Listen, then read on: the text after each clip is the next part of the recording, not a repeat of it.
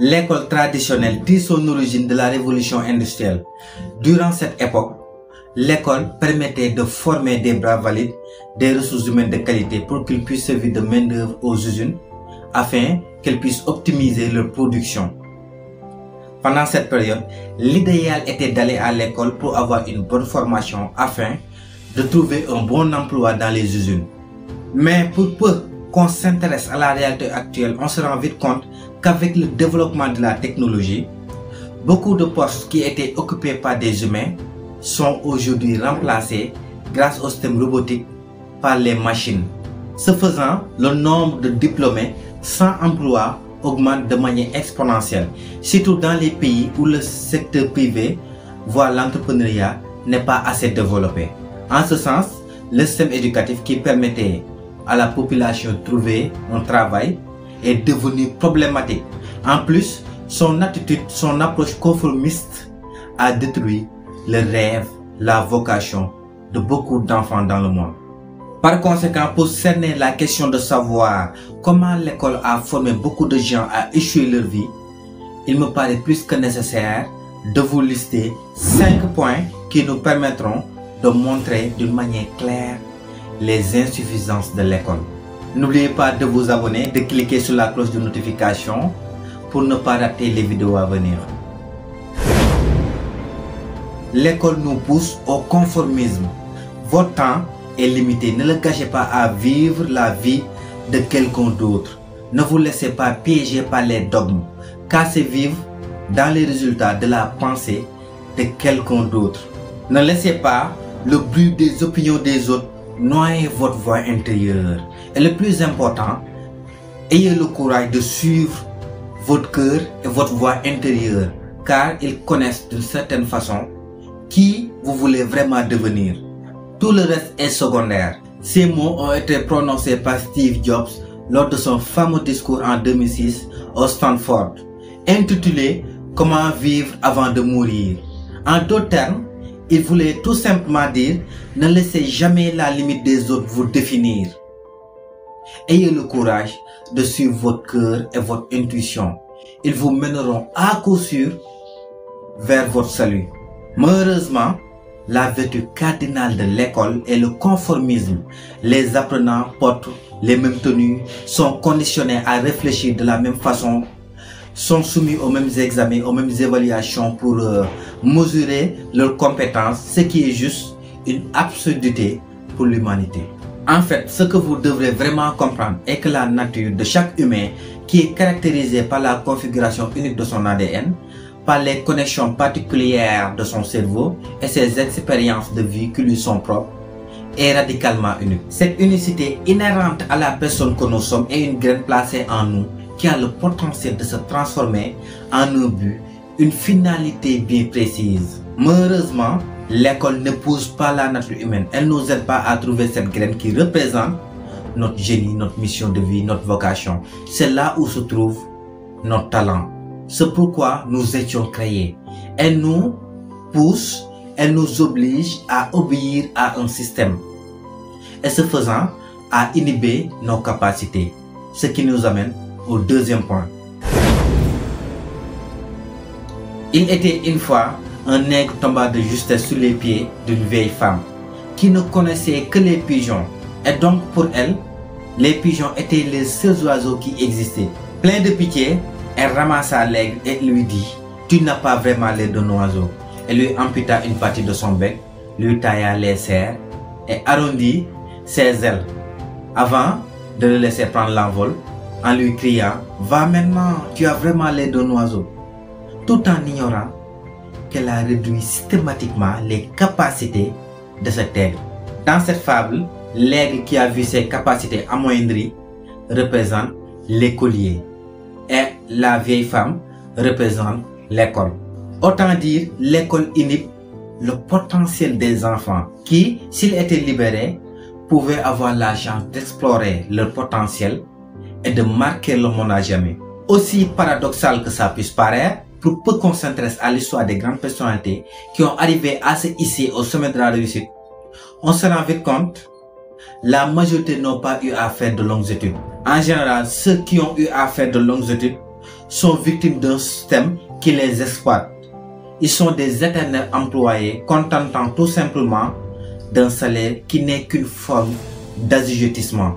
Comme Ali Dangote, l'homme le plus riche d'Afrique, l'avait souligné un jour, le salaire ne peut pas vous rendre riche. D'ailleurs, il n'était pas conçu pour vous rendre riche. Il était conçu pour vous permettre de subvenir à vos besoins sur 30 jours et d'être obligé de travailler 30 autres jours pour en avoir de nouveaux. Ce qui explique ce soi-disant paradoxe est que les gens qui ont quitté l'école un peu tôt ou qui n'ont jamais été à l'école ont la chance de pouvoir très tôt libérer leur cerveau et de suivre ce qui brûlait dans leur cœur. Or, ceux qui sont diplômés sont conditionnés à réfléchir d'une certaine manière qui fait l'affaire du système, des employeurs, des industries. Et vous n'êtes pas sans savoir que l'excellence passe par la liberté, l'amour de ce que l'on fait. Souvenez-vous de Hegel, rien de grand ne peut se faire sans passion. L'école a une mauvaise approche de l'échec. L'échec est une opportunité. C'est dans l'échec que l'humain apprend les meilleures leçons de la vie. Alexandre de Saint-Esprit disait, l'homme se découvre quand il se mesure à l'obstacle. Vous devrez comprendre, contrairement à ce qu'on vous a fait croire à l'école, l'échec est un diplôme. Car il y a un univers tout entier, incluant l'entrepreneuriat, que la vie ferme à ceux qui n'ont pas eu la chance d'avoir ce diplôme. La phrase restée célèbre de Bill Gates en dit long. J'ai échoué à mes examens. Par contre, j'ai un ami qui a réussi à tous ses examens. Il est ingénieur chez Microsoft. Moi, je suis le fondateur de Microsoft. Malheureusement, l'école nous apprend quand on échoue, c'est parce qu'on est limité, c'est parce qu'on n'a pas les capacités, c'est parce qu'on n'est pas intelligent. Il n'en est rien de tel. Je me demande très sincèrement quelle est cette absurdité de vouloir mesurer l'intelligence d'une personne qu'à l'aune de sa capacité à pouvoir répondre à des séries de questions préconçues.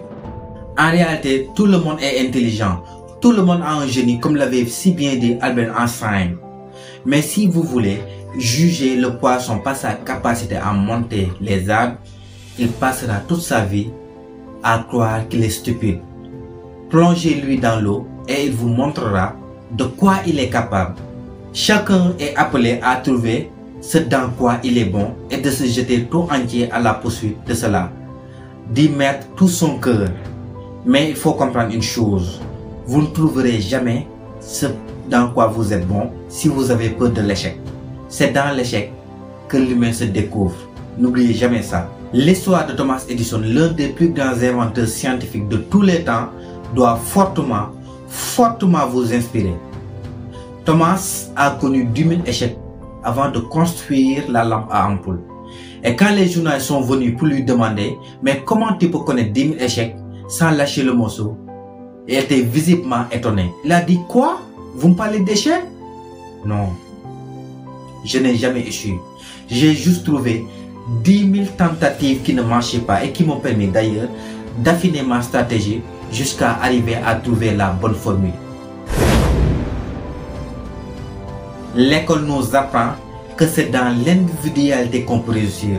Avec la manière dont le système éducatif est préconçu, les apprenants sont dans une concurrence insensée, accentuant davantage l'individualisme. Les élèves ne doivent pas absolument s'entraider dans une évaluation. Chacun est appelé à se concentrer sur sa copie et faire tout son possible pour que les autres ne puissent pas tricher. En général, c'est les meilleurs élèves qui sont les plus individualistes. Cependant, dans la vraie vie, les humains ont besoin d'être en parfaite harmonie, en parfaite cohésion, de s'entraider pour réussir. C'est le système de réseautage qui fait marcher les choses. Tout l'appareil économique est interconnecté, tout est lié. Personne ne peut réussir sans l'implication effective des autres, quel qu'en soit le projet qu'il met en place. L'école nous éduque mal. L'école ne nous apprend pas les fondamentaux de la vie. Ce monde dans lequel nous vivons est régi par des lois spirituelles immuables, exactes comme les lois mathématiques. Celui qui vit pas en conformité avec ces lois aura une vie difficile.